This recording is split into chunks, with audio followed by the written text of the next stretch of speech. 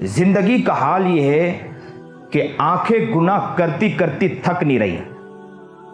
زبان گناہ کرتے کرتے تھکتا نہیں ہے،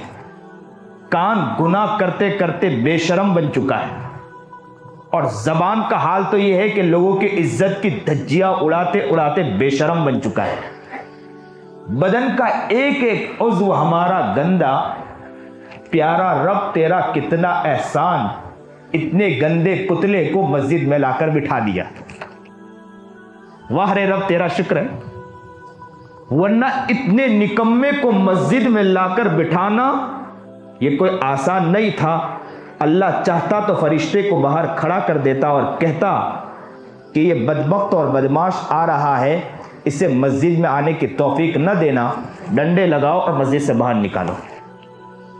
لیکن پیارا رب بہت بڑا کریم ہے، اتنے گناہوں کے باوجود کھانا نعمتوں پر نعمتیں عطا کر رہا ہے۔ کتنے گھر وہ ہیں کہ جو بھوکے سو رہے ہیں۔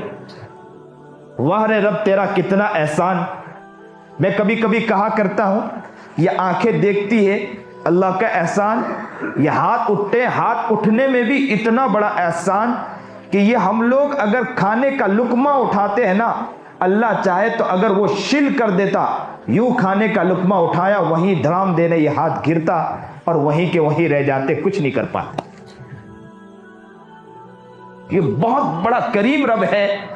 اتنی ساری نعمتیں عطا کی،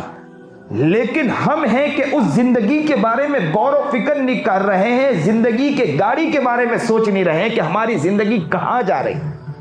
اور زندگی کے بارے میں ابھی تک کوئی احساس تک نہیں ہے۔ ہمیں نہیں معلوم ہے کہ ہم لوگ یہ سمجھ رہے ہیں کہ زندگی گزر رہی ہے، بس یہ کافی ہے، اور زندگی گزارتے جا رہے ہیں، ورنہ اللہ کا اتنا احسان کہ اللہ نے ہمیں اتنی ساری نعمتیں عطا کر دی، یہ رب کا شکر ہے، یہ اللہ کا بہت بڑا احسان ہے، اللہ کا کرم ہے۔